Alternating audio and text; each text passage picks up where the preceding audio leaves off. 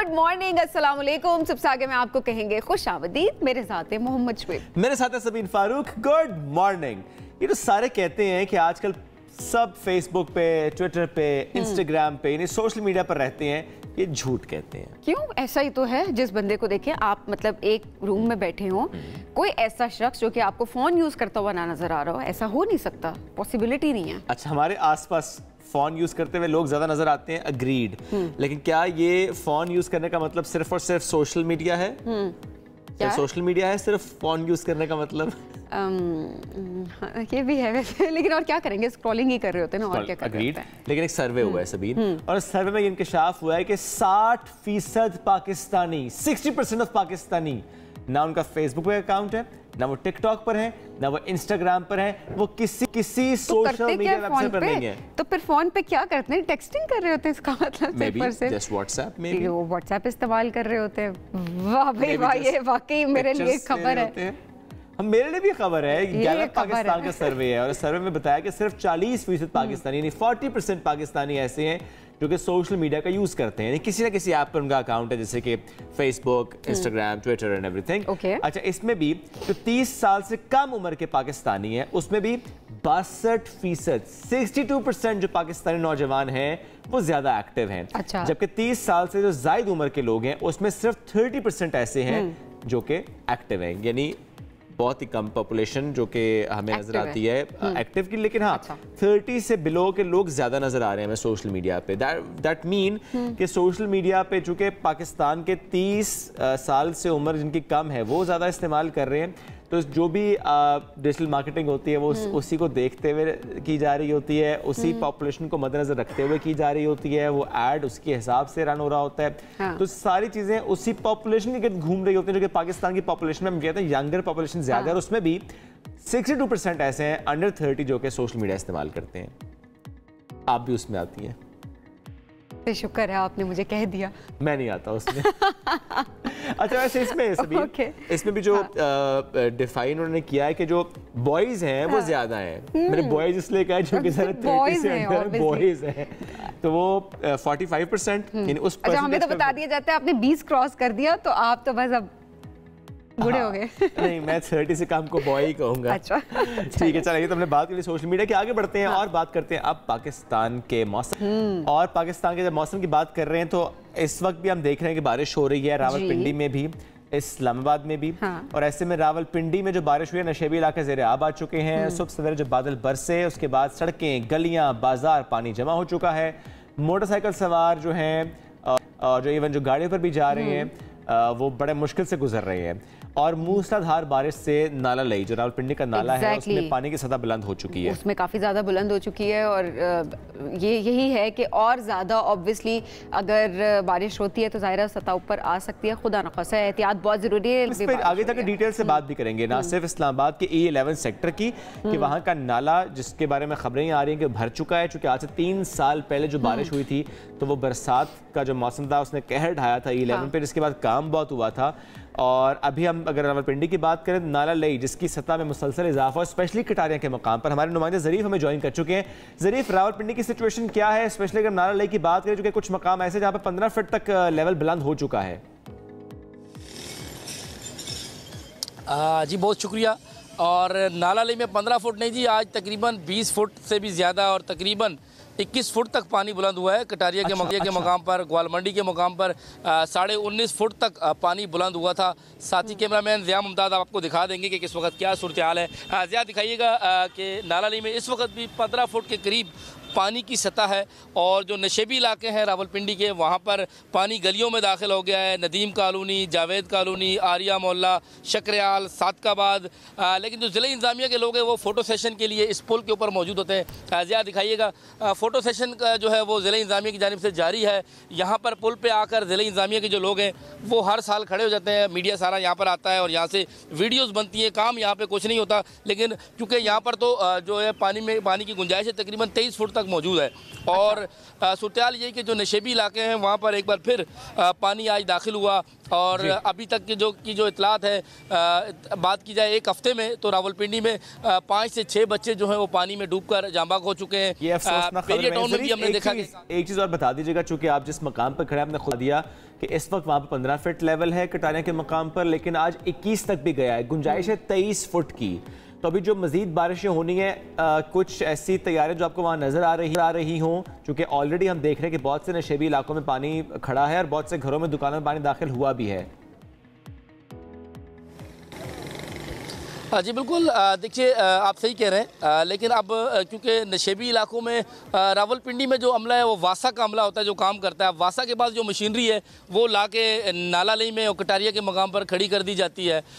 तो जो नशेबी इलाके हैं जहाँ पे पानी आता है वहाँ पर किसी का कोई इंतज़ाम नहीं होता। शहरी अपने घरों से ख़ुद पानी निकाल रहे होते हैं और ख़ासी दुश्वारी का सामना करना पड़ता है, क्योंकि इतने पिंडी की जो ज़िले इंतज़ामिया, जब उनसे बात की जाए तो उनका कहना है कि हमारे पास इतने वसाइल ही नहीं हैं। और हर दफ़ा जब भी पानी आता है तो ये मखसूस मकामात हैं, ये कटारिया एक है, ग्वाल मंडी के मकाम पे जहाँ पर मैं मौजूद हूँ, यहाँ पर ज़िले इंतज़ामिया की आती है, डिप्टी कमिश्नर और दीगर जो ज़िले इंतज़ामिया के लोग हैं वो यहाँ पर आ जाते हैं, गाड़ियाँ इनकी मौजूद होती हैं।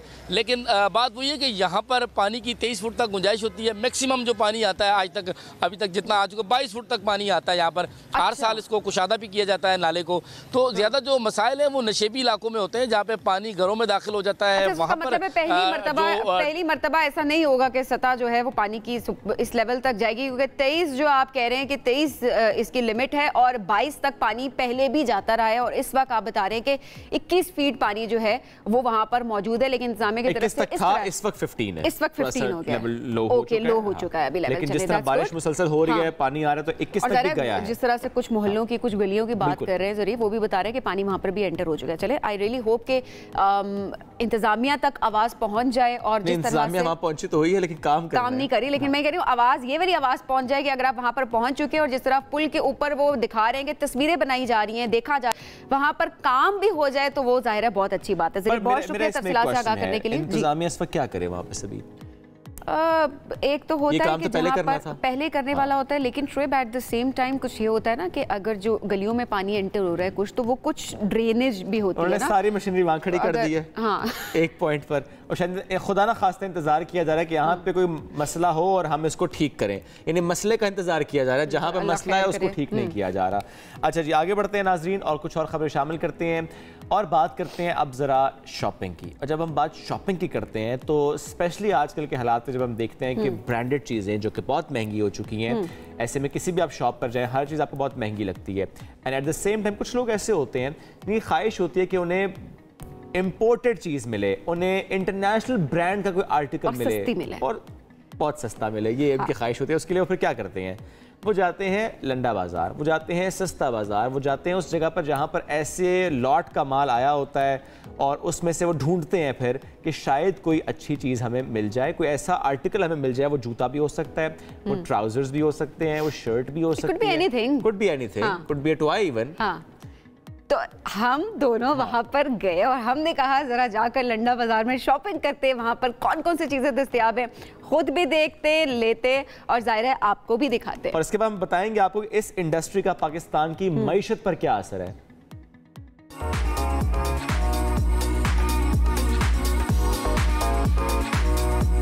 मौजूद हैं एक और शॉप में जहां पर इंपोर्टेड कपड़े मौजूद हैं जो लोग यहां से आकर ले भी रहे हैं।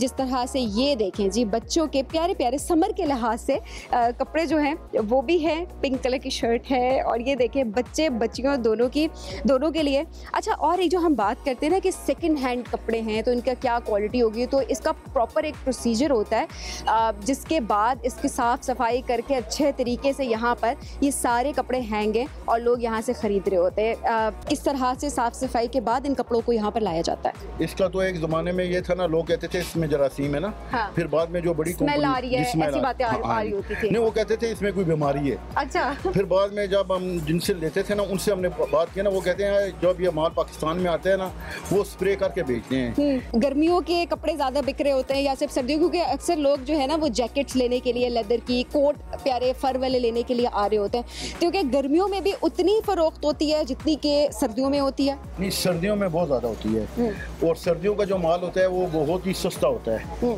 अभी जो मैंने माल खोला है ना, जापान का माल है, ये एक बंडल जो है 75,000 का है 100 किलो में। अच्छा। और यही 100 किलो में जो सर्दियों का माल होगा ना, वो 15,000 रुपये का है।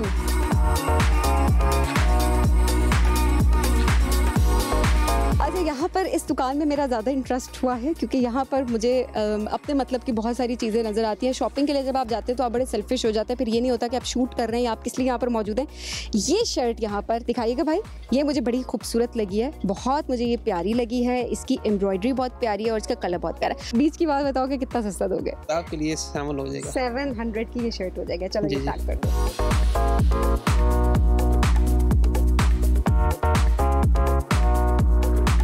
अच्छा, अब ज़रा बैग्स भी देखते हैं। जो इम्पोर्टेड बैग्स होते हैं वो भी बड़े ज़्यादा फेमस हैं और स्पेशली इसमें जो लेदर होती है वो बड़ी प्यारी लग रही होती है। अच्छा, कुछ हैंडमेड भी हैं। ये देखें जी, ये मुझे हैंडमेड लग रहा है। सही मैं कह रही हूँ? हैंडमेड है, ये हैंडमेड है। और इसके अलावा ये भी हैंडमेड बैग है और ये बड़ा प्यारा है, बड़ी अच्छी इसकी क्वालिटी लग रही है मुझे। और ये देखें, अच्छा कितना स्पेशियस है। जो ट्रैवल के लिए जो हम बैग्स ढूंढ रहे होते हैं कि जिसके पॉकेट्स हों और उसके बाद वो ईजिली लॉन्ग स्ट्रैप के साथ जो है वो आप कैरी कर सकें, तो ये बैग्स यहाँ पर मौजूद है। बच्चों के स्कूल बैग्स की बात की जाए वो भी यहाँ पर है। ये देखें जी, ये प्यारी सी बच्ची भी रख सकती है बैग, बच्चा भी रख सकता है। कलर का कोई जेंडर नहीं होता। और इसके साथ साथ ये भी स्कूल बैग है। ये देखें जी, ये स्कूल बैग्स हैं जो कि रीज़नेबल और अच्छी क्वालिटी में यहाँ पर मौजूद है और ये सब यहाँ पर इम्पोर्टेड लंडे का सामान मौजूद है। अच्छा, मैं यहाँ पर घूम रही हूँ, सारी चीज़ें आपको दिखा भी रही हूँ, अपनी शॉपिंग भी साथ साथ पूरी कर रही हूँ, लेकिन शुएब इस वक्त क्या कर रहे हैं, वो क्या ख़रीद रहे हैं और उसके बाद किन किन दुकानों पर वो जा रहे हैं, आइए आपको दिखाते हैं। जी शुएब।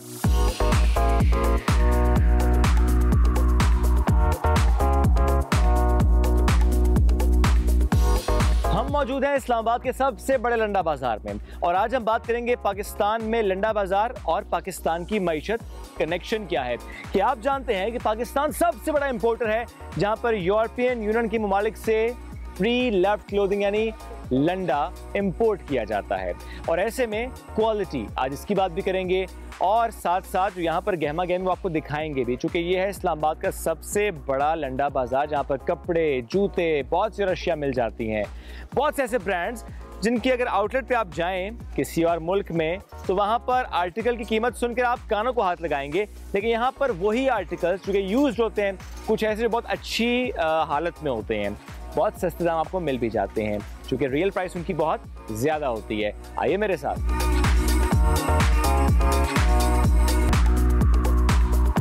रग्स हैं, कालीन कहाँ से आते हैं? जी, ये कराची से बेसिकली, वैसे बाहर से आता है, ये इंपोर्टेड माल है सारा, तुर्की, बेल्जियम, इंडोनेशिया।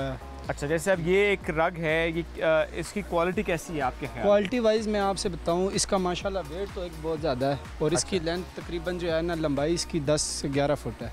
अच्छा। और इसमें जो आजकल लोकल बने हुए ना वो चाइना, तो क्वालिटी वाइज देखा जाए ये लंडे का जो भी पीस है ना, ये तकरीबन 4-5 साल आपका यूज़ होगा। तो आते हैं उनको पहचान होती है उन कंपनीज़ की, उन जगहों की, उनके माल की? माशाल्लाह आपने बहुत ही अच्छी बात की है। मैं असल आपको बताऊं, इस बाज़ार में नहीं है, मैंने गरीब बंदा नहीं देखा यहाँ पे कोई आया हो। जितने भी आते हैं ना यहाँ पे सब हाई प्रोफाइल अच्छे जो, और दूसरी बात ये है कि वो चीज़ को समझते हैं। अच्छा। क्वालिटी वाइज उनको पता होता है और मतलब कि जो मिडिल क्लास लोग हैं वो नई चीज़ों को ज़्यादा उनका फोकस है क्योंकि वो अफोर्ड नहीं कर सकते। मिडिल क्लास नई चीज़ ले रहे हैं और जो अमीर तबका है वो लंडे से ले रहे हैं। LLB लंडा फ्री। ऐसा बताएंगे इन आर्टिकल्स से मुतालिक? मैं देख रहा हूँ कि बड़े ही ज़बरदस्त आर्टिकल्स हैं, इनकी क्वालिटी तो बहुत अच्छी है। माशाल्लाह माल ठीक है, माल ठीक है, इसमें हल्का भी आता है, अच्छा भी आ जाता है। इसको क्या कहूँ, इस लंडे वाले माल में इसको मैं ए क्वालिटी कहूँ? ये अच्छी क्वालिटी है। अच्छी क्वालिटी है। इसमें होता है quality number 1, number 2, number 3, number 4 इस तरह होता है? बस इसमें सबसे अच्छा ये होता है ऊपर वाला, ये वाला है। इसमें ये लो क्वालिटी है। ठीक है, नहीं पहले इस पे रहते हैं जी। हाँ। इन्होंने कहा जी ये अच्छी क्वालिटी है, वाकई ये बिल्कुल ऐसे जैसे आप किसी शॉप पे जाते हैं आपको जैसे नया डिस्प्ले आर्टिकल होता है वैसे आर्टिकल नज़र आएगा। तो क्वालिटी पे हम देख रहे हैं कि कोई मसला नहीं है।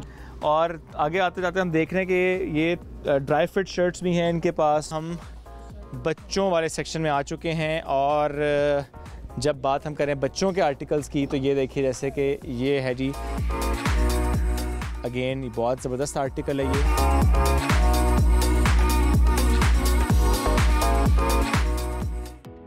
ये देखे जी, अच्छा शॉपिंग तो वैसे हमने बड़ी ज़बरदस्त की आइंदा, तो मैंने बड़ी प्यारी एक शर्ट ली थी जो कि आज मैं नहीं पहन सकी, लेकिन मंडे को मेरी कोशिश है मंडे या ट्यूसडे को कोई शर्ट पहनूंगा, मैं आप सबको दिखाऊंगी कि वाकई फुल एम्ब्रॉयडर्ड शर्ट सिर्फ और सिर्फ 600 से 700 रुपये में, जो कि अभी ज़्यादा लग रही है, इससे पहले तो जाहिर है महंगाई की वजह से, वरना इससे पहले जो है वो इससे सस्ती चीज़ें मिल रही होती थी, लेकिन ब्रांडेड, खूबसूरत और एक अच्छी पोजीशन में, कंडीशन बिल्कुल ऐसे ही है।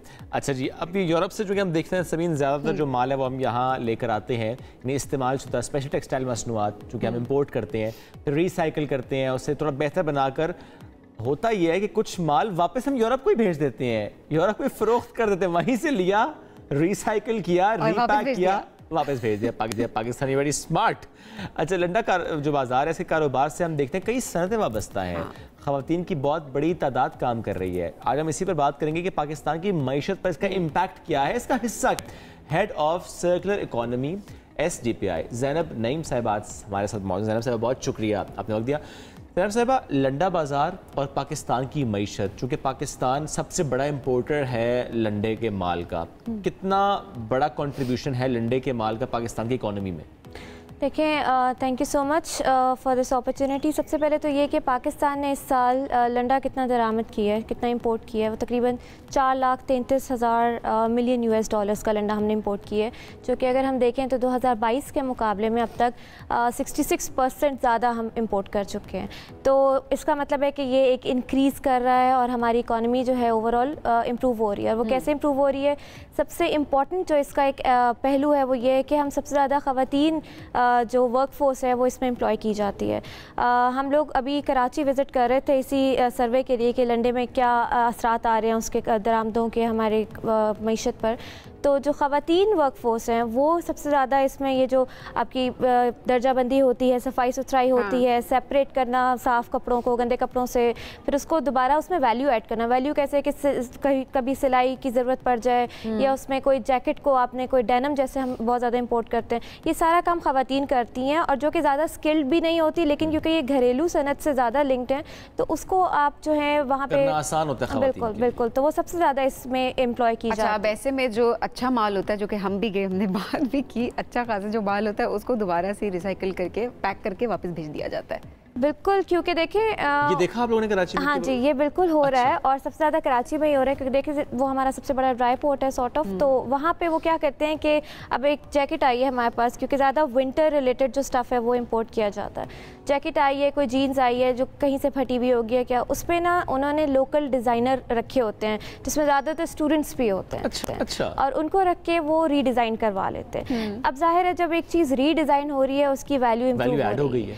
और वो उसकी प्राइस जो है बढ़ा के, ये भी नहीं जितने भी हम इंपोर्ट कर रहे हैं हम उसको बढ़ा के, तो मेहनत होती है डिजाइन ऐड करना, मेहनत आपका, देखिए आपके स्किल की वैल्यू है ना, तो ये आपका स्किल की वैल्यू, रिसोर्सेज भी तो एग्जैक्टली थोड़े बहुत है, लेकिन तो वो तकरीबन मैं जब वहाँ हम लोग वहाँ गए और वहाँ हमने पूछा कि ये आप कितने में एक जैकेट को रिसाइकिल करके बेच रहे हैं, तो एक बंदे ने कहा जी हम 20 से 40 पाउंड की जो है ना ये वहाँ वापस भिजवा रहे हैं। तो मतलब हमें ज़्यादा फायदा हो रहा है, उनको तो नुकसान हो रहा है, वो तो अपना सेकंड हैंड यूज्ड बेच रहे हैं और हम इसको नया करके मतलब ये हुआ कि जो डॉलर देकर हम माल ले रहे हैं हम उतना डॉलर वापस भी तकरीबन ला रहे हैं। तकरीबन इसका मतलब डॉलर वाला डॉलर बैलेंस वहाँ पे चल रहा है हमारा, वहाँ पे चल रहा है, वहाँ पे चल रहा है जी, एटलीस्ट वहाँ पे चल रहा है, वरना मैं सवाल करता हमारा डॉलर तो बाहर जा रहा है लंडे के माल की वजह से।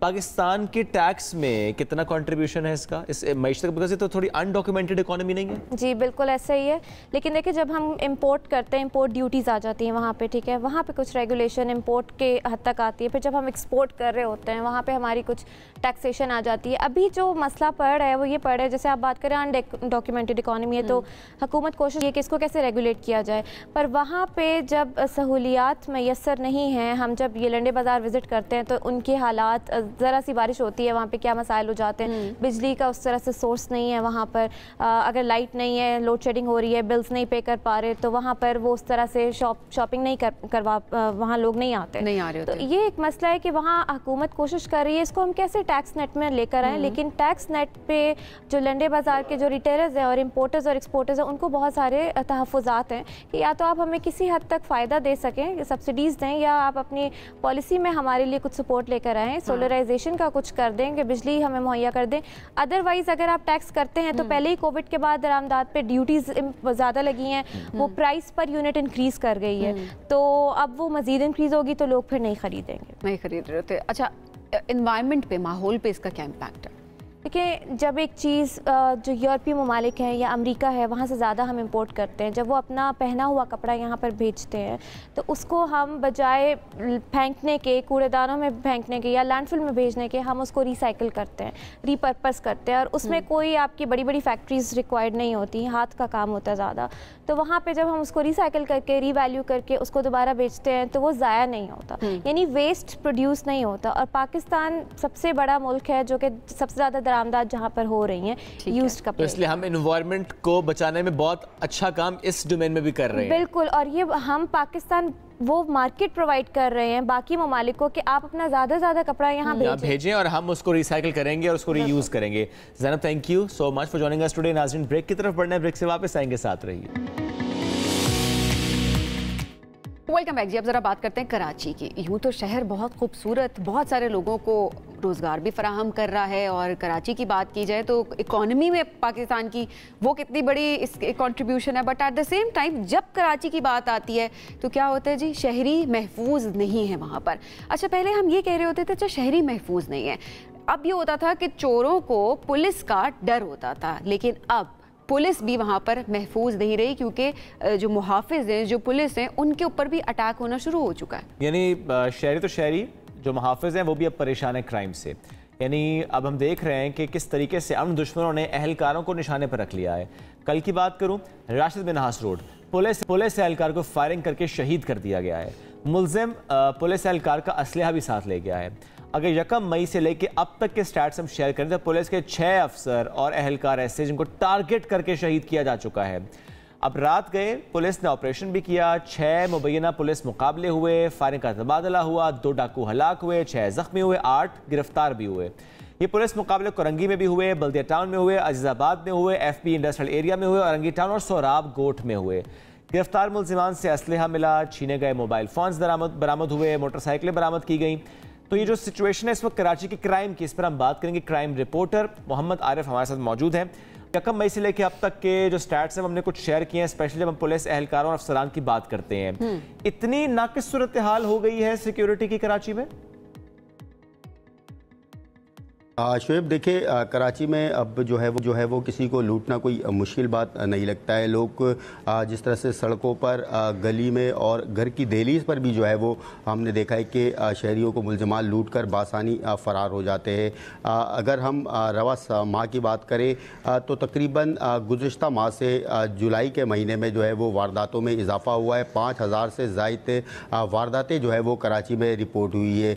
CPLC जो अदाद शुमार स्ट्रीट क्राइम की जारी करती है, इसके मुताबिक तकरीबन 6900 मोटरसाइकिलें जो है वो कराची के शहरियों की छीनी गई है। इसी तरह से मोबाइल फ़ोन और दीगर सामान से जो है वो शहरी महरूम हो जाते हैं। मुलजमान जो है वो दंदनाते हुए फिरते हैं। पुलिस की जानिब से भी कार्रवाइयाँ की जाती है, लेकिन पुलिस का ये शिकवा जो है वो हमेशा से रहा है कि जो इलाके के हिसाब से जिस तरह से किसी इलाके की आबादी जो है वो 20 से 15 लाख की है, तो वहाँ पर जो है वो पुलिस की नफरी जो है वो 150 से 160 तक की नफरी होती है, जो 2 मुख्तलिफ शिफ्टों में काम करती है, जिसकी वजह से उन्हें इन मुलजमान की गिरफ्तारी में जो है वो काफ़ी दुश्वारी का सामना होता है। ख़ासकर जो है वो एक मखसूस वक्त होता है, मखसूस महीने के दौरान जो है वो स्ट्रीट क्राइम की वारदातों में काफ़ी इजाफा होता है। चूँकि कराची जो है वो माशी हब है, तमाम तर सूबों से जो गिलगित बल्तिस्तान और सूबा पंजाब, सिंध से लोग जो है वो रोज़गार के लिए यहाँ पर आते हैं। इसके अलावा जो स्ट्रीट क्राइम की वारदातें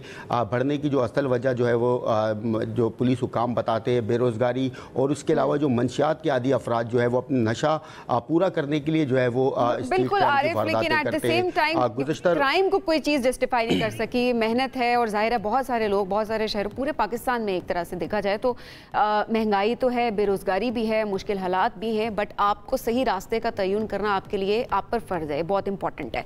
अच्छा, अब एक वजह क्या ये भी नज़र आ रही है कि खौफ ख़त्म हो गया है चोरों में, क्योंकि उसकी एक वजह ये भी है कि उनके गिरफ्तार कर लिया जाता है और उसके बाद दोबारा जो है वो बरी हो जाते हैं, निकल जाते हैं जेलों से और उसके बाद दोबारा जाहिर है पूरे गैंग्स होते हैं। तो क्या ये जो जमानत मिलना है ये भी एक बड़ी वजह आपको नजर आ रही है? सभी देखिए, पुलिस के दो मुख्तलिफ डिपार्टमेंट से एक ऑपरेशन जो कि मुलजमान की गिरफ्तारी में अहम किरदार अदा करती है, उसके बाद जो है वो इन मुलजमान की गिरफ्तारी के बाद तफ्तीश का अमल जो है वो शुरू होता है। तफ्तीश के हुकाम जो है वो जिस तरह से तफ्तीश करते हैं उसी हिसाब से अदालत में उन्हें पेश किया जाता है और अक्सर हमने देखा है कि मुलजमान गिरफ्तारी के बाद बासानी जो है वो बरी हो जाते हैं। ये आरिफ ज़ाहिर है, ये चीज़ें ऐसे हैं कि लोग पैरवी भी नहीं कर रहे होते फिर केसेस की आरिफ, लेकिन पुलिस एहलकारों को जो टारगेट किया जा रहा है, अफसरान को भी, एहलकारों को भी, यकम मई से लेकर अब तक हमने स्टैट शेयर भी किए, इस हवाले से थोड़ा सा बताइएगा भी और साथ ही क्या पुलिस ने इस हवाले से कोई हिकमत अमली तरतीब दी है अब? शुएब देखिए, पुलिस एहलकारों को ज़िला वस्ती में जो है वो रवा साल 3 पुलिस एहलकारों को निशाना बनाया गया, जिसमें डीएसपी अली रजा जो सीटीडी के डीएसपी थे उनको जो है वो अजीज़ाबाद पे निशाना बनाया गया। इसी तरह से गुज़श्ता रोज़ हमने देखा कि नाज़िमाबाद के तफ्तीशी अफसर को भी जो है वो एक एहलकार थे शब्बीर अहमद, जिसे गुज़श्ता रोज़ गुलशन इकबाल में स्पोर्ट कॉम्प्लेक्स के पास निशाना बनाया गया और मुलजमान असला भी जो है वो साथ लेकर चले गए। देखिए, इस मुलजमान के हवाले से पुलिस की जानिब से तफ्तीश जो है वो शुरू कर दी गई है। जिस तरह से आईजी सिंध की जानिब से स्ट्रीट क्रिमिनल्स के हवाले से जब स्ट्रीट क्राइम की वारदातों में जो है वो शदीद इजाफा हुआ था और तकरीबन रवा साल आदाद शुमार के मुताबिक 84 अफराद जो है वो डकैती मजम्मत पर कत्ल कर दिए गए हैं। आईजी सिंध की जानिब से एक टीम जो है वो 2 तश्कील दी गई थी, जिसमें कत्ल होने वाले, जो डकैती मजम्मत पर कत्ल होने वाले अफराद की तफ्तीश जो है वो स्पेशल इन्वेस्टिगेशन पुलिस को दी गई थी, जबकि जो आला तफ्तीशी अफसरान हैं उनको जो है वो ज़ख्मी होने वाले की तफ्तीश दी गई थी।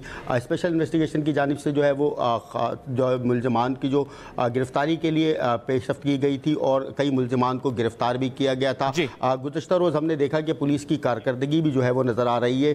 तकरीबन 7 मुबैना पुलिस मुकाबलों में 9 मुबैना पुलिस मुकाबले भी हुए हैं और उनसे मोटरसाइकिलें भी बरामद की गई हैं, मोबाइल फ़ोन्स भी बरामद किए गए, असला भी बरामद किया गया। बहुत शुक्रिया आरिफ, साथ मौजूद कर रहे थे। जब बात हम सिक्योरिटी की कर रहे हैं, इन हालात की कर रहे हैं, ऐसे में ज़रा में बात करते हैं कि अगर सिक्योरिटी सिचुएशन बेहतर ना हो तो उससे आपके बहुत से सेक्टर हैं जो अफेक्ट हो रहे होते हैं। सिर्फ कराची की बात मैं नहीं करूंगा, इवन अगर हम पाकिस्तान भर की बात करें सबीन, तो हम ये देखते हैं कि जो माहौल है वो साजगार बनाने की कोशिश की जाती है। जैसे कि हम टूरिज़्म से मुतालिक देखते हैं कि केपी में टूरिज़्म को सपोर्ट करने के लिए, प्रमोट करने के लिए वहाँ पर स्पेशल टूरिस्ट पुलिस का क़याम किया गया ताकि वहाँ पर टूरिज़्म फले फूले। अच्छा, टूरिज़्म की अगर हम बात करें और सयाहों ने जिन इलाकों का रुख किया उसकी हम बात करें, सिर्फ समर सीज़न आज हम आपसे शेयर करते हैं। मई से लेकर जुलाई तक जब स्कूलों में छुट्टियाँ थी, 90 लाख सयाहों ने केपी का रुख किया है और इस सयाह की जो ये आमद है ये पिछले साल के मुकाबले में 100% ज़्यादा है। यानी लास्ट ईयर 45 लाख टूरिस्ट थे जिन्होंने केपी का रुख किया था और अभी उसे डबल हो गया है। पेशावर में मुशीर ख़जाना खैबर पख्तूनख्वा मुज़म्मिल असलम की ज़ेर सदारत महकमा सयाहत का इजलास और इसमें मुशीर सयाहत जाहिद चंदेब ने ब्रीफिंग में ये डाटा शेयर किया है और इस ब्रीफिंग में बताया गया है कि 2500 गैर मुल्की सयाहों ने भी खैबर पख्तूनख्वा की सैर की है और सबसे ज़्यादा लोग भला कहाँ गए? कहाँ पे गए? सवात नहीं, गिलियात में गए। 35 लाख टूरिस्ट ने गिलियात का रुख किया है। इस सवात जाने वालों की थोड़ी सी कम है, लेकिन वो क्योंकि पिक्चर्स बहुत ज्यादा सोशल मीडिया पे थे, बड़ी खूबसूरत पिक्चर्स थी। एग्जैक्टली, चित्राल भी गए, कागान भी गए, यहाँ पर 25 लाख सयाहों की आमद रिकॉर्ड हुई है। अच्छा, इस पर हम मजीद बात करेंगे।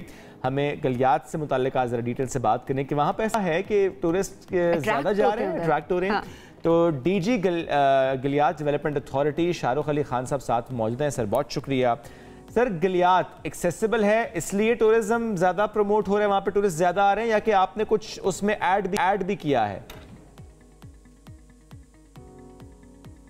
Thank you for inviting me on the show. सबसे पहले तो मैं बताना चाहता हूँ कि आपकी ये दोनों बातें ठीक हैं। सबसे पहले तो जो गलियात है उसकी लॉ एंड ऑर्डर की जो सिचुएशन है वो बहुत बेहतर है।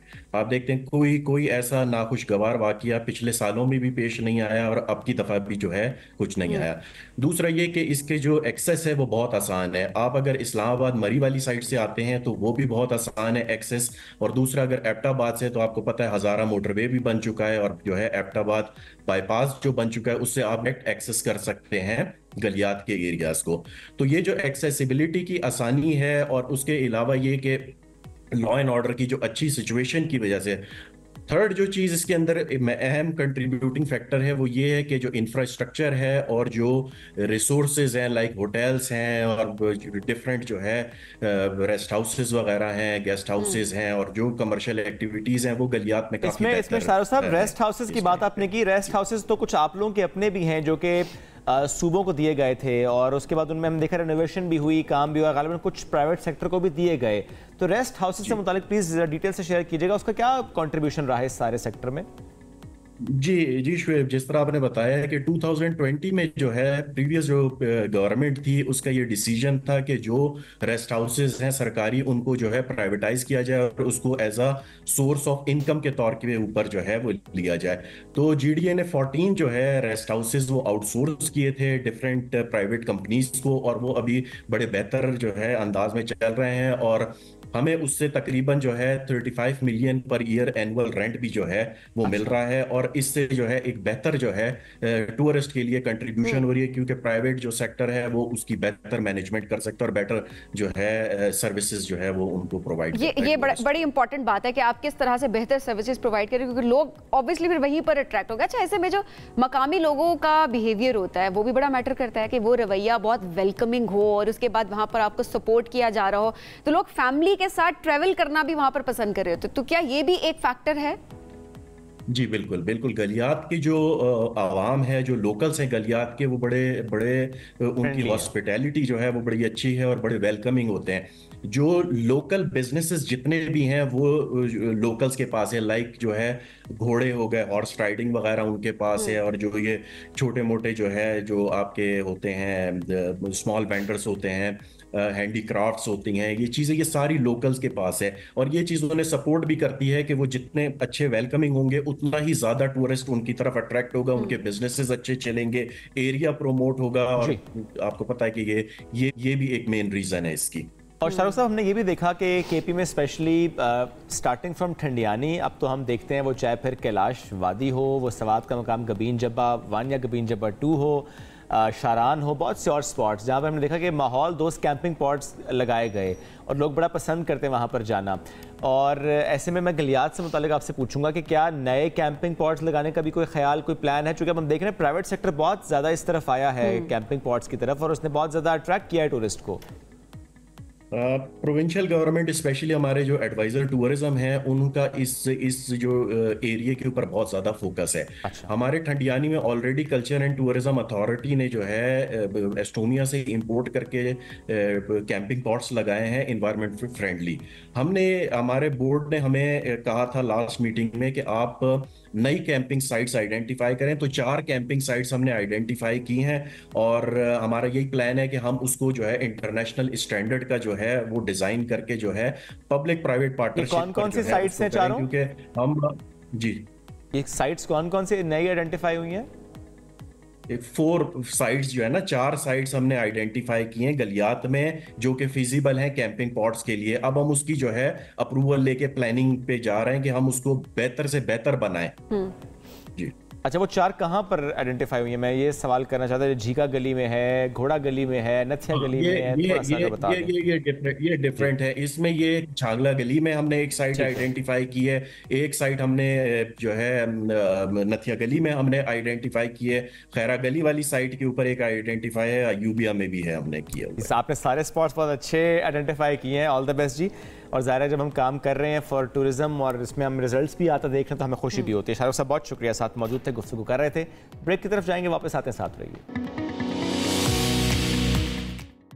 वेलकम बैक जी। अब जरा बात करते हैं मुल्क की सियासी सूरत हाल की। बानी पीटीआई ने 9 मई के वाकयात पर मशरूत माफ़ी मांगने का ऐलान कर दिया और कहा है कि इन वाकयात की सीसीटीवी फुटेज सामने लेकर आएँ और सीसीटीवी फुटेज में अगर हमारे लोग निकलेंगे, उसमें मुलव्विस होंगे, तो मैं माफ़ी मांगने को तैयार हूँ। उन्होंने ये भी कहा कि मुल्क में कुछ बड़ा होने वाला है, मैं मुल्क की खातिर बात करने को तैयार हूँ, लेकिन अगर कोई बात नहीं करना चाहता तो ना करे, मैं भी नहीं करूँगा। और दूसरी जानिब अगर बात की जाए तो मुल्क की सबसे बड़ी अदालत में मजीद 2 केसेस भी सामने आ गए हैं। इलेक्शन कमीशन ने सुप्रीम कोर्ट में मखसूस नशिस्तों के फैसले पर नज़र-ए-सानी की दरख्वास्त दायर कर दी है, जबकि तहरीक इंसाफ ने भी इस्तदा की है कि इलेक्शन तरमीमी एक्ट को कलअदम करार दे दिया जाए। तो सारी सूरत हाल पे बात करते हैं। हमारे साथ इस वक्त मौजूद हैं सीनियर सहाफ़ी तजज़ियाकार आमिर इलियास राना साहब। आमिर साहब बहुत शुक्रिया प्रोग्राम में ज्वाइन करने के लिए। आमिर साहब, ये जो कल स्टेटमेंट सामने आई है बानी पीटीआई की कि मैं मशरूत माफ़ी मांगने के लिए तैयार हूँ, CCTV फुटेज सामने लाई जाए, हमारे लोग मुलविस निकले तो मैं माफ़ी मांग लूंगा, वरना मुझसे माफ़ी मांगी जाए, वरना मुझसे माफ़ी मांगी जाए। जी, किस तरह देखते हैं स्टेटमेंट को आप? नहीं, मैं इसको इस तरह देखता हूँ कि इमरान खान से माफ़ी मांग लेनी चाहिए, फौज को भी, हुकूमत को भी। ये जो दावे थे कि हमारे पास नाकाबिले तरदीद शवाहिद मौजूद हैं, जो डिजिटल दहशतगर्दी जिसको कहा गया, जिसको फितना कहा गया और बार बार कहा गया, बारहा कहा गया कि शवाहिद मौजूद हैं, अदालतों ने तो सबको जमानत दे दी। और खान साहब को अहम काम का तकल्लुफ कर रहे हैं वीडियोस मांगने का। आपको नहीं पता कि जो शानदाना गुलजार कह रही थी, जो शहरियार अफरीदी कह रहे थे, जो यास्मीन राशिद एक वीडियो में कह रही हैं कोर कमांडर हाउस जा रहे हैं, दूसरी में कहती हैं बाहर आ जाओ, ले भी जाएं वापस भी ले आए। सनम जावेद क्या दशनाम तराजियां कर रही थी लोगों के नाम ले लेके। आलिया का बड़े टाइम उन्होंने जेल में गुजारा है हिम्मत और इस्तकामत के साथ। वो क्या कह रही थी, आपने हमारी लाइन क्रॉस की, हमने कैंट क्रॉस कर लिए। इसके बाद कोई सबूत चाहिए, लेकिन हमारे यहाँ तो चाहिए सबूत, अदालतों को भी चाहिए, इमरान खान को भी चाहिए, लिहाजा माफी मांग ले, क्योंकि ये इनके बस की बात नहीं है, क्योंकि चीजें तो सामने हैं और कोई देख नहीं रहा। और वो कह रहे हैं मुझे दिखाएं फुटेज। क्या फुटेज देखनी है उन्होंने नहीं माना खुद कि मैंने कहा था मार्च में जब मुझे 2 दफा पकड़ने आए तो कि जब मुझे पकड़ेंगे तो तुम लोगों ने पुरअमन मार्च करना है GHQ के सामने। और साथ ही वो कहते हैं बताएं कहाँ लिखा हुआ है कि आप नहीं जा सकते, बताएं कहाँ नहीं लिखा हुआ कि कैंट के एरिया प्रोहिबिटेड एरियाज हैं, जगह जगह पे रोका नहीं जाता, वहाँ पे जलसों और इज्तिमा से कब इजाजत दी गई है इस तरह कि आप कोर कमांडर हाउस पे चले जाएं, आप PF बेस पे चले जाएं, SI के ऑफिस चले जाएं, GHQ चले जाएं, शुहदा की यादगारों को गिराने लग जाएं। तो मेरा ख्याल है बस अब स्टेट को थक जाना चाहिए कि इनके बस की बात नहीं है। आमिर साहब, अच्छा CCTV फुटेज की जहाँ पे बात हो रही है, अगर वो इतना इसरार करे दिखाया जाए, माफी मांग लूंगा, तो फिर दिखा दी जाए, वैसे क्यों नहीं दिखाई जा रही है? आज ही पंजाब से जब बात हुई थी एक इंटरव्यू में, तो वो कहते हैं जी हमारे पास मौजूद है, ऐसा नहीं कि CCTV फुटेज जो है वो मौजूद नहीं है। मैंने जिन लोगों के नाम लिए उसके बाद अगर आप वो फुटेज देखी हुई होंगी, यकीनन आपने, शायद आपकी स्क्रीन पे भी चली होंगी। बिल्कुल चली। मैं तो इन बातों का जवाब नहीं दे सकता। हाँ, लेकिन क्योंकि मेरे सामने भी है वो जो फुटेज करते रहे बात, मैंने नहीं माननी और आप मनवाना चाहेंगे तो ये नहीं हो सकता। और आमिर साहब, जिस फुटेज का आप जिक्र कर रहे हैं, ज़ाहिर है स्पेशली कि यास्मीन राशिद साहिबा की हम बात करें, वो ज़ाहिर है वो तो टेलीविजन पे बहुत चली भी, तो ऐसे में ज़ाहिर है वो फुटेज किसी ने मोबाइल फ़ोन से बनाई, सोशल मीडिया पे है। ये जो CCTV फुटेज की बात वो कर रहे हैं बानी PTI, ये कौन सी CCTV फुटेज की वो बात कर रहे हैं? जो हवाले हम दे रहे हैं इस वक्त वो डिफरेंट फुटेज है, वो एक किसी CCTV फुटेज की बात कर रहे हैं। क्या इमरान खान को जिन लोगों ने पकड़ा वो लाइव टेलीविजन ने नहीं दिखाया जब हाई कोर्ट के हाथे से पकड़ा गया? बिल्कुल। उसके बाद कौन सी CCTV फुटेज चाहिए उन्हें? वो भी वजाहत कर दें, आप ही बता दें मुझे कि वो कौन सा इशू है जो पूरे नेशनल मीडिया ने उसको लाइव नहीं दिखाया। बता देना कि भाई मेरी कमांडोज के पकड़ने की फुटेज जो है वो छुपी हुई है।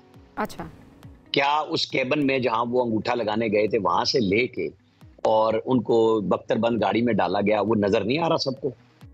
कौन सी CCTV मांग रहे हैं? उन्होंने जब एक पिंडी के वर्कर का नाम लेके कल साफियों ने कहा जी इसने पेट्रोल बम जलाया GHQ के सामने, उसने कहा मैं नहीं जानता। नहीं उन्होंने माने है ना। अच्छा, लेकिन ज़मान पार्क का माने जी। उन्होंने कहा कि मैं ये नहीं जानता कौन है, उसे पकड़ लें। हाँ, हमने ज़मान पार्क में जरूर चलाए हैं। अब वहां पे पुलिस और रेंजर्स थी ना जहाँ पे पेट्रोल बम चलाए। कोई सियासी लीडर अपने लोगों को इस बात पे उकसा सकता? और आपको यकीन आएगा कि वो ये खुद कह रहे हैं? नहीं, मैं कह रहा हूँ आपको यकीन आएगा कि वो खुद कह रहा है कि हमने पेट्रोल बम चलाए। इसके अलावा और कौन सा सबूत चाहिए हमारे अदलिया को, मुझे और आपको? ये इमरान खान साहब के लिए ही हो सकता है कि रियायतें भी हों, गुफ्तगू भी हो और कुछ भी ना पूछा जाए। अच्छा, अब ऐसे में अब ऐसे में जरा उनकी गुफ्तगू की बात करते हैं। वो जिस तरह से वो बात करें कि मुल्क में कुछ बड़ा होने वाला है, कोई अगर बात करना चाहता है तो मैं बात करूंगा, अगर कोई बात नहीं करना चाहता तो मैं बात नहीं करूंगा, ये एटीट्यूड, इसको आप किस तरह से अभी एनालाइज कर रहे हैं? जब सब लोगों को जमानत पे जमानत और जमानत पे जमानत मिलती चली जाएंगी तो एटीट्यूड तो होना चाहिए। मैं तभी तो कह रहा हूँ माफी मांग लें जाके सारे लोग, उनसे माफी मांग लें जिनके शवाहिद मौजूद हैं, सामने मौजूद हैं, छुपे हुए नहीं हैं। तो फिर उनका हक बनता है ना, वो कहें कि मुझसे माफी मांगी जाए। वो ठीक कह रहे हैं ना कि अगर मुझे पकड़ेंगे कमांडोज तो मेरे लोग कंटोनमेंट में नहीं जाएंगे तो कहाँ जाएंगे। ठीक, आमिर साहब चलेंगे। तो ज़ाहिर है कल उनका सहाफ़ियों से गुफ्तगू के बाद जिस तरह अलीमा खान साहब ने भी बात की तो उस पर हम बात कर रहे थे, कमेंट लिया। थोड़ा सा सुप्रीम कोर्ट में जो केसेस इस वक्त गए हैं, स्पेशल इलेक्शन कमीशन नज़रसानी के लिए गया और जो PTI ने कहा कि सेट को कलअदम करार दिया जाए। How do you see this? ये सब सिचुएशन अब कोर्ट में दोबारा गई, चूँकि मखसूस नशिस्तों से मुतालिक तो सुप्रीम कोर्ट ने यही कहा था कि जो भी मामला हो इन चैम्बर आ जाए, नज़रसानी की भी ज़रूरत तो नहीं है। उन्होंने तो भुगता दिया था ना सारा काम सुप्रीम कोर्ट ने कि इलेक्शन कमीशन और PTI आ जाए। तो इलेक्शन कमीशन ने एक दरखास्त काफी दिन पहले दे दी थी, जब 39 लोगों को उन्होंने PTI का डिक्लेयर किया था और 41 लोगों के लिए कहा था कि हमें आइन और कानून इजाजत नहीं देता, आप हमें बता दें। तो वो तो चूंकि छुट्टियां हैं और वो टेकअप नहीं हुई, तो फिर टाइम भी जा रहा था, तो उन्होंने भी नजरसानी की, एक लंबी चौड़ी दरखास्त दी है। चले, इससे पहले वहां पे जो होगा फैसला होगा, मैं आपको एक और मंजर दिखाता हूँ। जी। आपको 2 जजेस के जो अकलियती फैसला है वो नजर आया, जिसपे PTI ने कहा कि इन जजेस को कैसे पता है कि आइन की शिकें मुअत्तल कर दी गई हैं, पूरा फैसला आया नहीं, और एक पूरा तूफान बर्पा किया गया ना। बिल्कुल। तो कल जो सलमान अकरम राजा साहब ने नए कानून के खिलाफ, जो बिल है अभी कानून बना नहीं है, वो पेश किया दरखास्त, जरा उसको पढ़ें। उसमें क्या लिखा हुआ है कि जनाब ये आइन की शिकें मुअत्तल करने के बारे में फलां चीज हो रही है, यानी जिस पे वो तबर्रा कर रहे थे, मजाक उड़ा रहे थे, वही उनकी प्रे है कि ये तो हमारे हक में फैसले हो चुके हैं। मुझे बताएं यहाँ कैसे काम चलेगा? ये तो अब वो जजेस जब 13 रुकनी फुल कोर्ट बैठेगी फिर ही पता चलेगा ना कि नजरसानी में उनमें से कितने लोग राय बदलते हैं या मजीद उसके साथ आके खड़े हो जाते हैं। इलेक्शन कमीशन ने बड़े पर्टिनेंट वाज़े आईनी और कानूनी हवाले दिए हैं कि जो काम जिसने दरखास्त नहीं दी, मुकम्मल इंसाफ आप ऐसे नहीं फराहम कर सकते कि एक भी रुकन PTI का नहीं आया, सुन्नी दाद कौंसल आई और वो कहती है कि हमें ये पॉइंट उनका है। लेट्स सी सुप्रीम कोर्ट इसमें किस तरह से मामले को आगे लेकर बढ़ते हैं। आमिर अली साहब थैंक यू। सुबह आगे में एक ब्रेक शामिल करेंगे, वापस आएंगे, साथ रहिए। पेरिस ओलंपिक्स की बात करते हैं, जहां पर पाकिस्तान आखिरी दफा अगर हम मेडल जीतने की बात करें 32 बरस हो चुके हैं, लेकिन अब सारी उम्मीदें किससे हैं? अरशद नदीम से, जिन्होंने क्वालिफाई कर लिया है और आज वो जनाब मैदान में उतरेंगे और इंशाल्लाह पाकिस्तान के लिए मेडल जीत के लाएंगे। इंशाल्लाह। अच्छा, क्वालिफाइंग मरहले की बात करें तो 86.59 मीटर की थ्रो फेंकी, ब्रास फाइनल के लिए क्वालिफाई किया। रिवायती हरीफ भारत के नीरज चोपड़ा भी हैं, कुछ और एथलीट्स भी हैं, और ज़ाहिर जब उनका मुकाबला है ऐसे में हम सब दुआ गए कि अरशद नदीम पाकिस्तान का सर फख्र से बुलंद कर दें। दुआओं की जब बात होती है तो वहाँ पर एक तो ठीक है, आपका काम पूरी कौम की दुआएं इंसान के साथ होती हैं तो वो कामयाब हो रहा होता है, लेकिन जब माँ की दुआ की बात होती है, ऐसे पाकिस्तान की हर माँ दुआ कर रही है, लेकिन अरशद नदीम की वालिदा, उनकी दुआओं का नतीजा ये भी हमारे सामने है कि आज जो है वो फाइनल्स के लिए क्वालिफाई किया अरशद नदीम ने। और इस वक्त हमने सोचा कि उनकी फैमिली से ज़रा बात करते हैं। तो अरशद नदीम की वालिदा रज़िया परवीन साहिबा और उनके भाई शाहिद नदीम साहब हमारे साथ मौजूद है, उनसे बात करते हैं। बहुत शुक्रिया रज़िया साहिबा, बहुत शुक्रिया शाहिद साहब प्रोग्राम में ज्वाइन करने की। रज़िया साहिबा, सबसे पहले आपसे इतनी बड़ी खुशी, क्वालिफाई करने की सबसे बड़ी बात, और उसके बाद कौम ने उम्मीदें जो लगा ली अरशद नदीम से अब कि मेडल लेकर 32 साल के बाद वो पाकिस्तान वापस आएंगे, आपको कितनी खुशी हो रही है? अस्सलाम वालेकुम। मैं अल्लाह ताला से बहुत शुक्रगुजार हूँ और पूरे पाकिस्तान की भी शुक्रगुजार हूँ।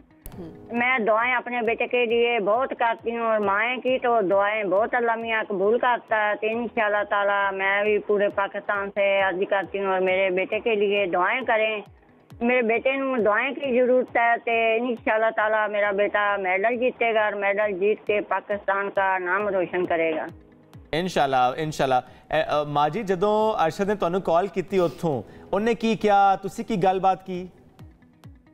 ने कॉल की भी मां मेरे लिए ना दुआ मंगनी है, इंशाअल्लाह ताला तेरियां दुआवां दे नाल मैं कामयाब होवांगा। मां दियां दुआवां के बेटे दे नाल हुण वो बेटा माशाअल्लाह वो कामयाब होंदा है।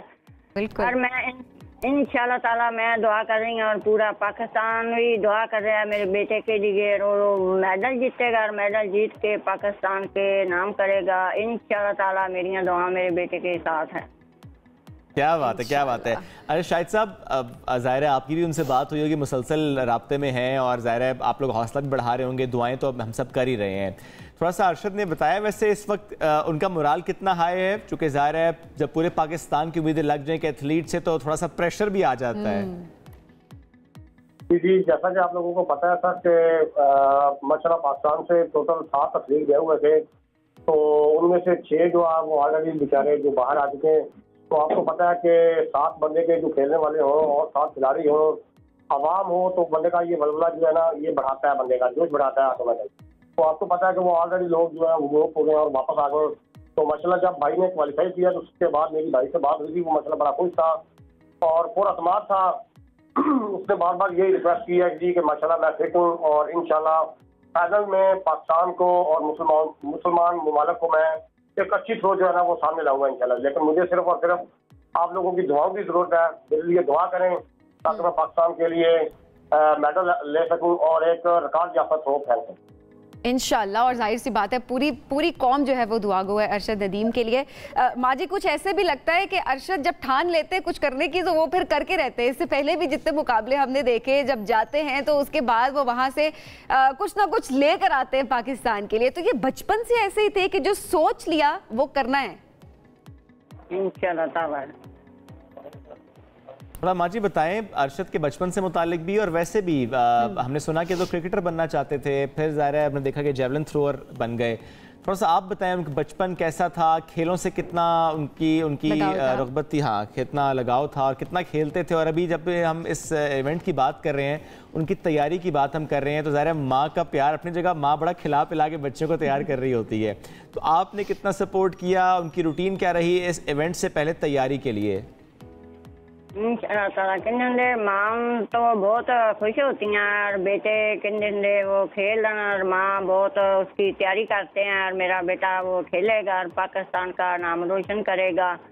माँ को तो इतनी खुशी होती है ना, अभी क्या अभी बताऊँ। माँ तो उसने तैयार करती है, खाना खिलाती है और मेरा बेटा जाए वो खेले और पाकिस्तान का नाम रोशन करे, पाकिस्तान को लाए।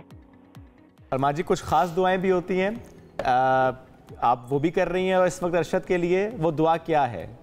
इंशाल्लाह ताला कहने माँ को तो दुआ बहुत होती हैं। माँ तो कहने अभी बता ही नहीं सकती भी कितनी माँ बेटियां के लिए दुआ करती हैं। वो तो माँ को पता होता भी कितनी को माँ के दिल में खुशी होती है और कितनी को दुआएं मांगती है। अभी इंशाल्लाह ताला मेरा बेटा केड़ा कामयाब होए और इंशाल्लाह। और शाहिद साहब मोहल्ले में आपके ख़ानदान में जिस तरह हम देख रहे होंगे कि कॉल्स भी आना, लोगों का आना भी, और ज़रा आज के दिन सारी नज़र जो कि अरशद की तरफ हैं, तो आप लोगों से आप लोग घर में आज रौनक लगी होगी, आई एम श्योर ऐसा ही है?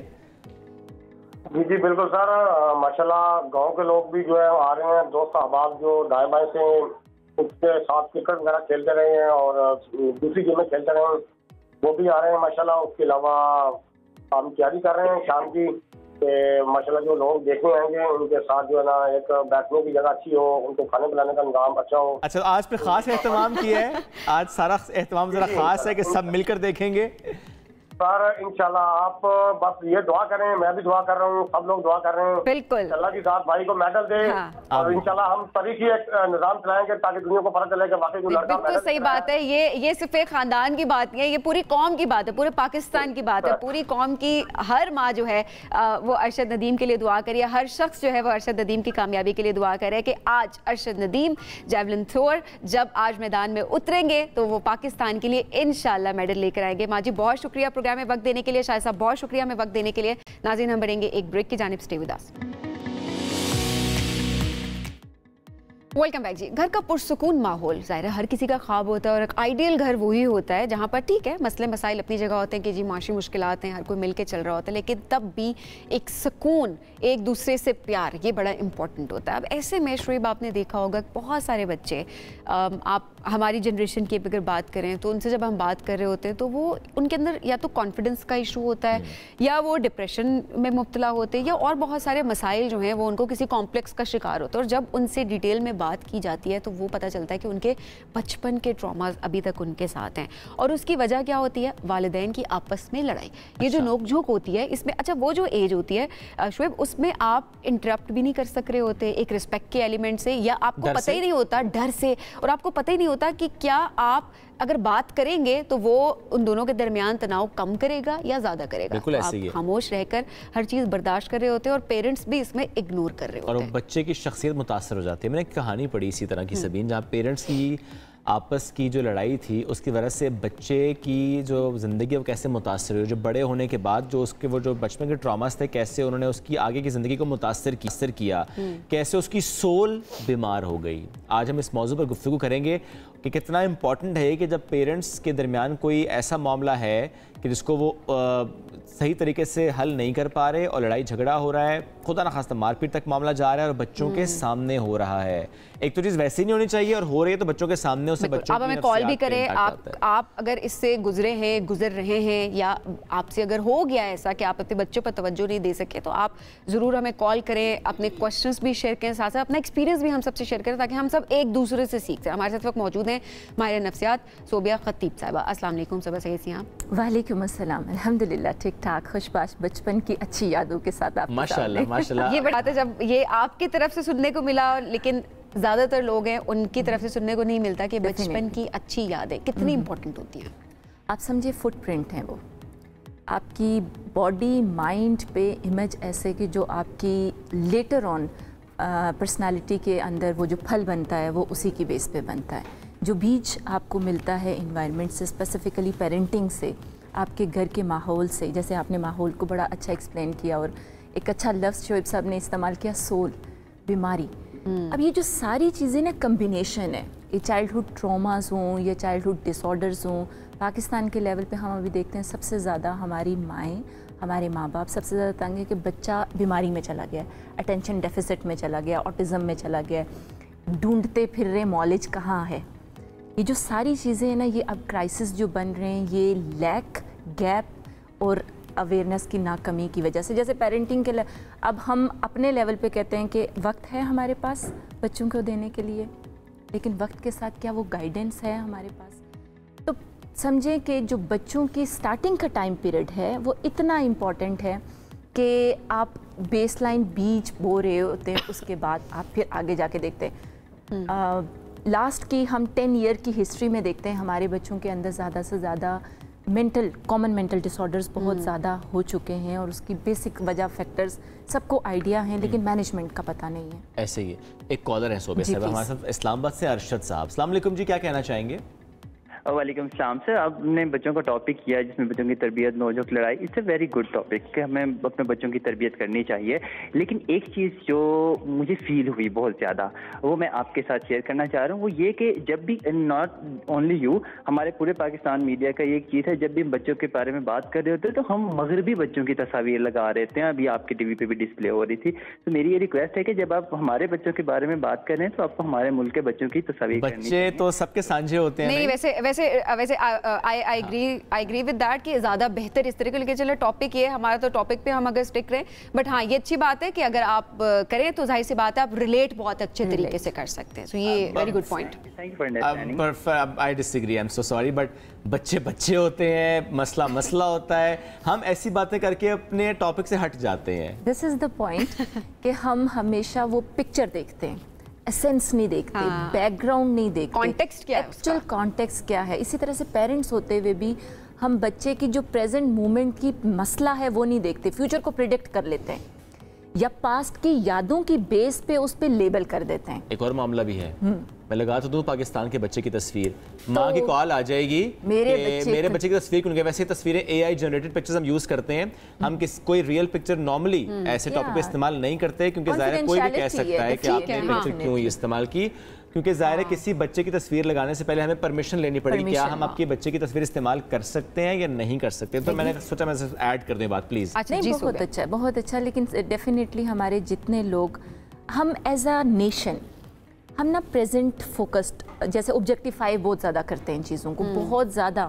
अब बच्चा अगर गुस्सा या कोई चीज़ ऐसी दिखा रहा है तो बैकग्राउंड पे नहीं जा रहे होते, उसी वजह से प्रॉब्लम क्रिएट होती हैं। अब जो पास्ट ट्रॉमास के हवाले से जब हम डिस्कस कर रहे थे कि फुटप्रिंट बनते जाते हैं और लेटर ऑन ज़िंदगी के हर पहलू के अंदर वो प्रिंट लेबल होता है।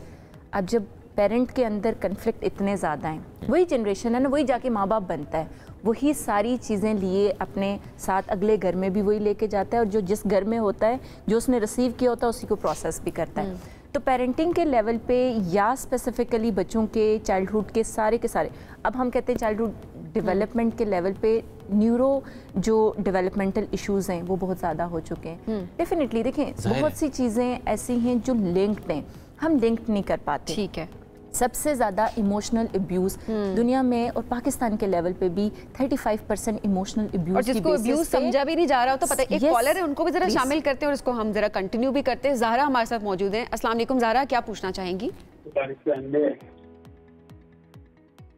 अहमद भी है और ज़हरा के पहले ज़हरा अगर हमें सुन रही हैं, ज़हरा आप कुछ पूछना चाह रही थी? मैं कह रही थी कि मेरे हस्बैंड हैं, वैसे तो बहुत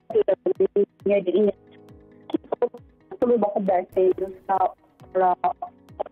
आपकी कॉल दोबारा अगर हमें हमारे तक आ जाए तो हम कर लेंगे। अहमद साहब साथ मौजूद हैं? जी जी, क्या पूछना चाहेंगे सर? मैं सिर्फ एक दो बातें करना चाहूँगा। एक इमोशनल अब्यूज़ जो है वो वाकई बहुत ज़्यादा, इस बात से मैं एग्री करूँगा, लेकिन मेरा एक क्वेश्चन ये है कि अगर घर में माहौल भी ठीक हो, वालिदैन के मामलात भी ठीक हो, परेशानियाँ भी ठीक हो, लेकिन बच्चे में फिर भी एंग्जाइटी, बच्चे में फिर भी गुस्सापन, ये क्यों आ जाता है? इसकी मेन रीज़न बिहाइंड क्या है? अच्छा, अगर आप और स्पेसिफिक होना चाहें अहमद साहब तो हो सकते हैं। बच्चे की एज, माहौल, बहन भाई कितने, थोड़ा सा स्पेसिफिक करना चाहें क्वेश्चन तो कर सकते हैं। नहीं, एक जनरल क्वेश्चन है।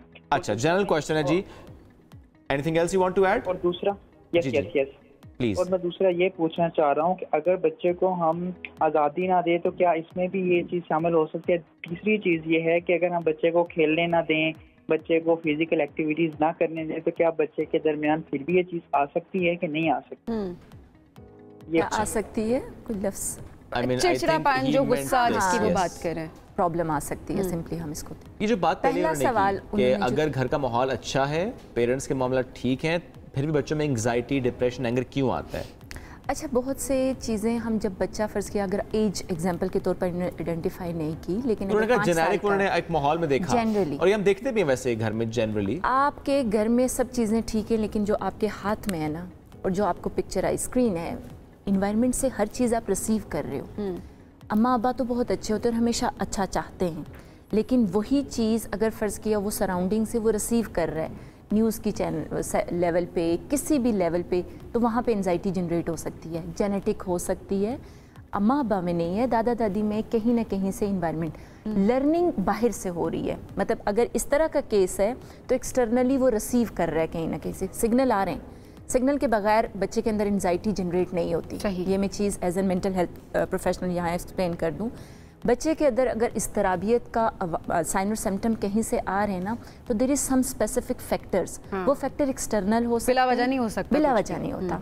हर चीज़ की वजह होती है। बाज़ हम कहते हैं कि माँ बाप तो ठीक हैं। अब ठीक की डेफिनेशन हर बंदे की अपनी है, हर घर के। अब बच्चे क्या टेम्परामेंट ये है कि उसे क्वालिटी टाइम चाहिए माँ बाप के साथ, एक सूदिंग टाइम पीरियड, और माँ बाप कहते हैं मैंने इसे अच्छा कमरा दे दिया, कंडीशनड कमरा है, कह भी रहे होते हैं बच्चों को। यस, जो सारी चीज़ें ना हम ऑब्जेक्टिफाई करके बच्चे को प्रोवाइड कर देते हैं, लेकिन जो इमोशनली अटैचमेंट है माइट भी वहाँ पे emotional lacking. Quality time that is missing. Quality time और अटेंशन और एक्सेप्टेंस और अप्रूवल, ये 3 A's जो होते हैं ना, हमेशा हम कहते हैं ये 3 A हमारी सारी पेरेंटिंग के अंदर बहुत लैक है। लेट्स सपोज किसी की ज़िंदगी में ऐसा हो गया, अब वो बच्चा बड़ा हो रहा है या वो अपने घर के माहौल को चेंज नहीं कर पा रहा, अब किस तरह से इसको मैनेज किया जाए?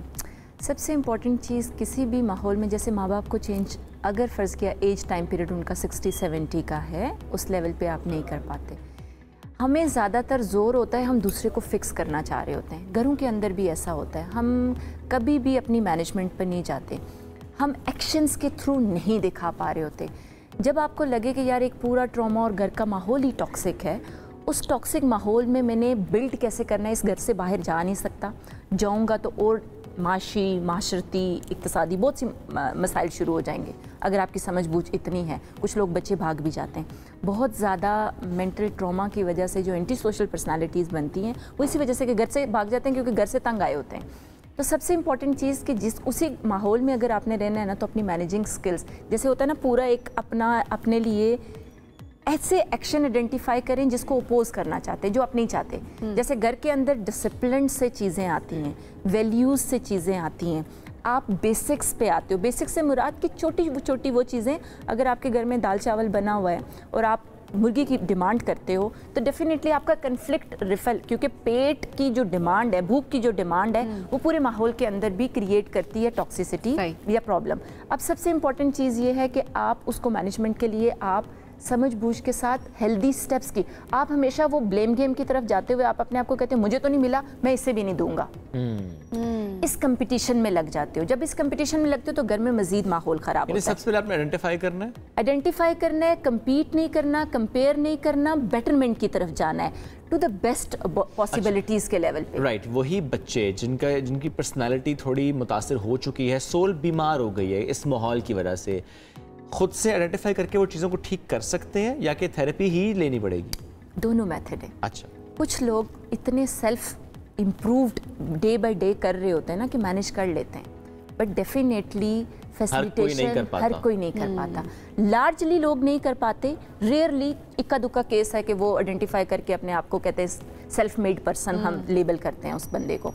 लेकिन स्पेसिफिकली वहाँ लार्जली किसी न किसी ऐसे गार्डियन की, किसी न किसी ऐसे मेंटोर की, किसी न किसी फैसिलिटेटर की, जैसे पाकिस्तान के अंदर काफ़ी हद तक अब थेरेप्यूटिक जो वेज आउट हैं बातचीत के इलाज को बहुत प्रमोट भी किया जा रहा है। जो माहौल में रिश्ते ये कितने इंपॉर्टेंट होते हैं, क्योंकि देखिए नॉर्मली हम अगर खुदा ना खास्ता घर का एक फर्द बीमार हो जाए तो पूरी फैमिली सपोर्ट करती है उसको उस बीमारी से निकालने के लिए। सोल बीमार हुई, छोड़ तो नहीं सकते, लेबल तो नहीं कर सकते, ब्लेम तो नहीं कर सकते, तब भी तो सपोर्ट। और वो बीमारी कोई मान भी नहीं रहा होता। देखिए सबसे इम्पॉर्टेंट चीज़ इसीलिए है कि आप इस पे आइडेंटिफिकेशन के लेवल पे जाएं। अगर आप समझ गए और आपके अम्मा बाप नहीं समझ रहे कि नफ्सियाती तौर पर प्रॉब्लम आ रहा है, तो you need to make a ground, आपने बनाना है। और उसके लिए फिर फैसिलिटी, हम ना एक दफ़ा नॉक करके थक जाते हैं कि दरवाज़ा खटखटाया था ना, नहीं, बार बार कंसिस्टेंसी साइकोलॉजिकल हेल्थ के लिए हमेशा रिक्वायर्ड है कि आप अपनी मेंटल पार्ट्स को अगर बढ़ाना चाहते हैं तो कंसिस्टेंसी बिल्ड करें।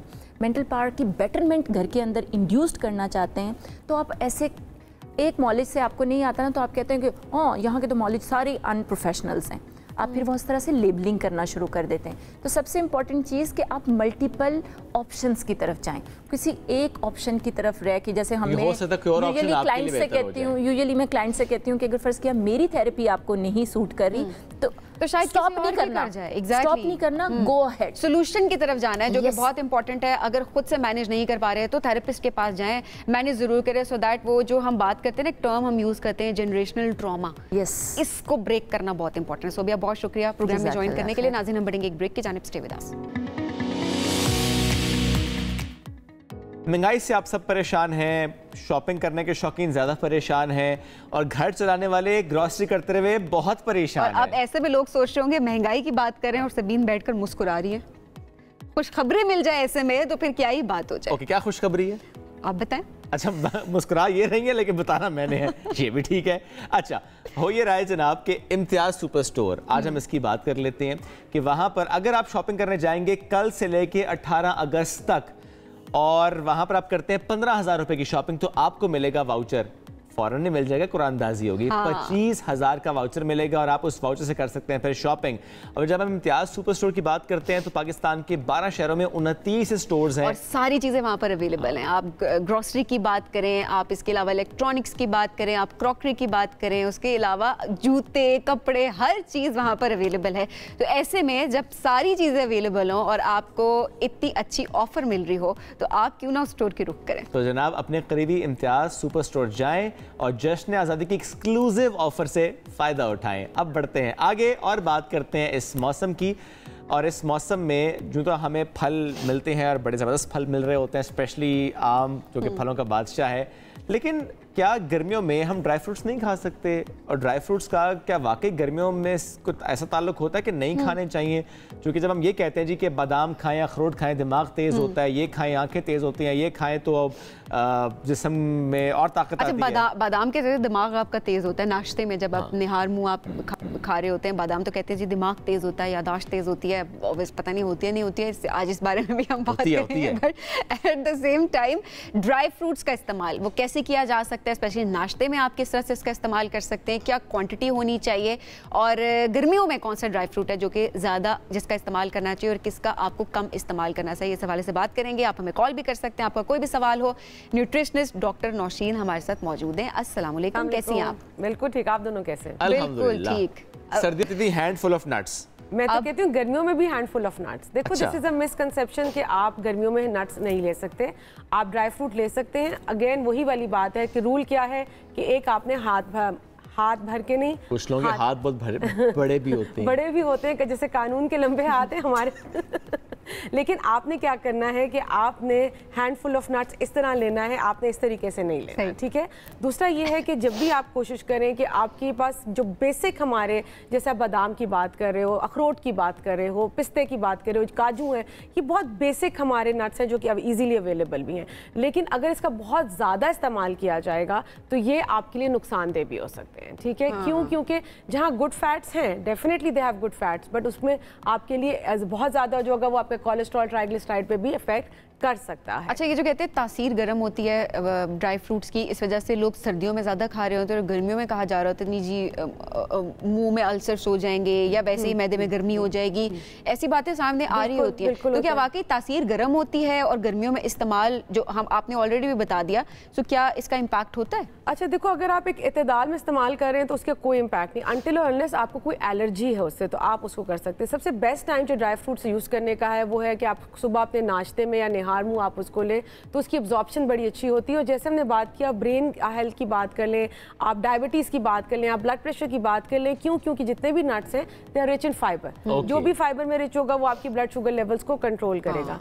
एक चीज़ और बता दूँ, ये बड़ा कॉन्सेप्ट है, सिंस ये ड्राइड फ्रूट है तो इसलिए समझा जाता है कि सिंस फ्रूट का साइज़ छोटा हो गया तो ये पैक्ड ऑफ शुगर हो गया, यानी कि इसमें शुगर कंटेंट ज़्यादा हो जाएगा, क्योंकि बड़ा फ्रूट था तो उसमें उतना था, हुआ है तो ज़्यादा कॉम्पैक्ट उसमें आ गया, ऐसा कुछ नहीं होता। अच्छा। ऐसी चीज़ नहीं है, दिस इज़ अ मिथ। उसकी अपनी कंटेंट उतने का उतना ही रहता है, चाहे वो ड्राइड है, चाहे जैसे फिग्स है यानी कि इंजीर हो गई, वो फ्रेश भी इस्तेमाल की जाती है और ड्राई भी इस्तेमाल की जाती है। तो 1 किलो फ्रेश अंजीर और 1 किलो ड्राई फ्रूट सेम हो?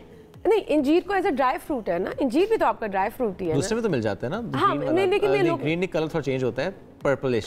हाँ, मैं यही तो कह रही हूँ, लोग समझते हैं कि जो अगर वो फ्रेश होगा तो डिफरेंट होगा और अगर वो ड्राई हो जाए सेम, उसका शुगर कंटेंट या उसके फाइबर में फर्क नहीं पड़ेगा। उम्र का क्या ताल्लुक होता है? अच्छा, उम्र का ताल्लुक ये है कि आप देख सकते हैं कि आपकी कोई साथ में डायबिटीज या आपका कोई ब्लड प्रेशर या कोई इशू तो नहीं चल रहा है। यहाँ से स्टार्ट करते हैं, बच्चों के लिए, जवानों के लिए और बुजुर्गों के लिए। बुजुर्गों के लिए नहीं आपके लिए नहीं ना, जवानों के लिए, हम सब बच्चों के लिए, जवानों के लिए और बुजुर्गों के लिए। अब बताएं जी। अच्छा देखो, सबसे पहली चीज ये है कि बच्चे बहुत, सबसे बेस्ट तरीका बच्चों को ड्राई फ्रूट देने का ये है कि उसका पाउडर फॉर्म बना के रख लें। पाउडर फॉर्म आपने बादाम, अखरोट उसको मिक्स किया, आपने पाउडर के अंदर, you can sprinkle it on their porridge, आप उनके मिल्क शेक में उनको डाल सकते हो, तो वो चू नहीं करना पड़ेगा और वो उसको रिजेक्ट नहीं करेंगे। सो बच्चों के लिए बादाम, अखरोट ये सबसे अच्छी चीज़ है, या किशमिश।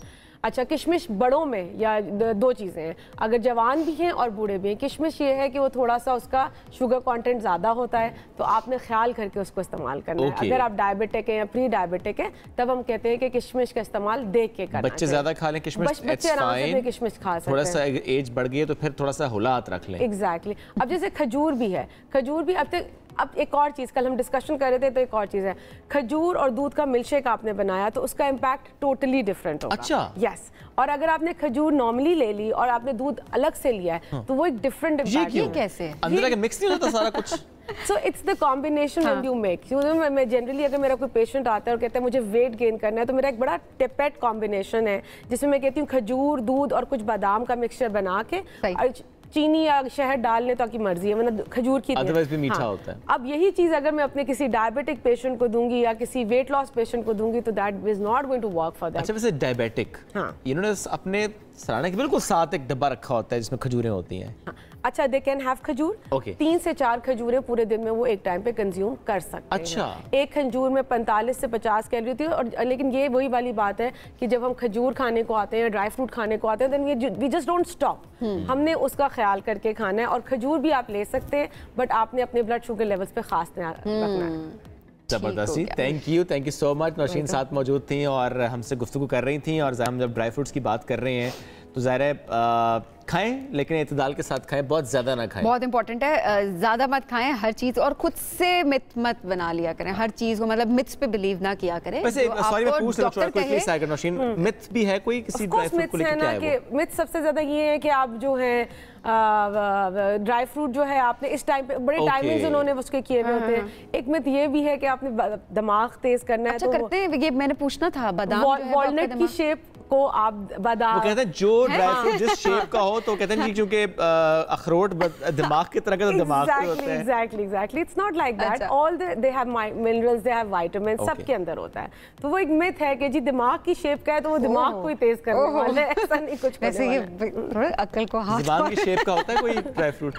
देखना पड़ेगा, ढूंढना पड़ेगा कि जुबान तेज हो जाएगा। जुबान वैसे ही इतनी तेज होती है सबकी आजकल के, आपको जरूरत नहीं पड़नी चाहिए ड्राई फ्रूट्स की, ऐसे ही है। Thank you so much. नाज़रीन, इसी के साथ आज के प्रोग्राम से इतना ही, दोबारा मुलाकात कल करेंगे। अल्लाह हाफिज।